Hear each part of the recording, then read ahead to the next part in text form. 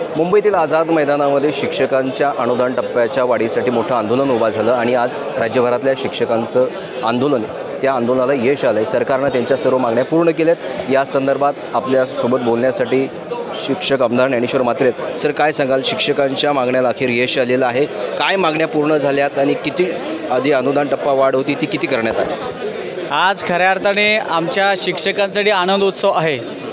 गेल्या वर्षी या वेळेला 14 ऑक्टोबर 2024ला राज्यातील त्रुटीपूर्तता शाळा असतील, अघोषित शाळा असतील किंवा टप्पावाढ असेल, याकरता शासनाने शासन आदेश पारित केला होता। त्या शासन आदेशाची अंमलबजावणी एवढ्या दिवसापासून होत नव्हती।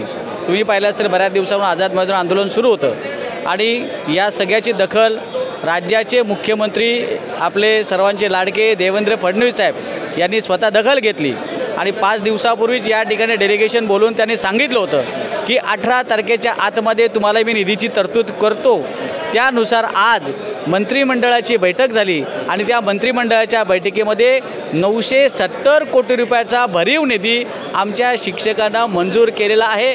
त्यामुळे राज्यातले सर्व शिक्षक आज आनंदित झालेत।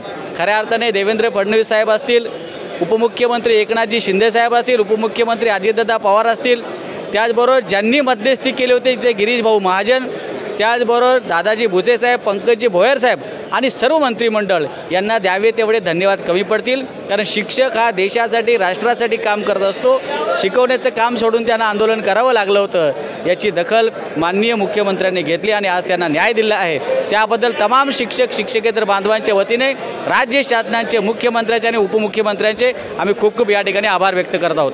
किती शिक्षकांना या सर्वांचा फायदा मिळणार? सुमारे 63,000 शिक्षक या संपूर्ण अनुदानाच्या प्रक्रियेमध्ये होते। मागच्या वेळेला जो टप्पा दिला होता त्यामध्ये 49,000 शिक्षकांना टप्पा मिळाला होता। काही लोक तांत्रिक अडचणीमध्ये राहिले होते, त्यांनासुद्धा लाभ मिळावा याकरता आमचा प्रयत्न सुरू आहे।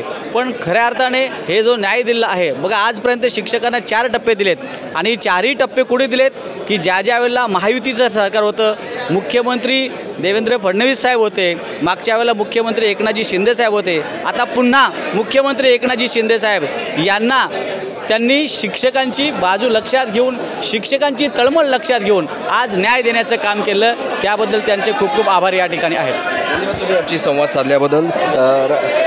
इथे नाही होत। धन्यवाद तुम्ही आमची संवाद साधल्याबद्दल। होते ज्ञानेश्वर म्हात्रे, मी गुणवंत दांगा, DRV न्यूज मुंबई।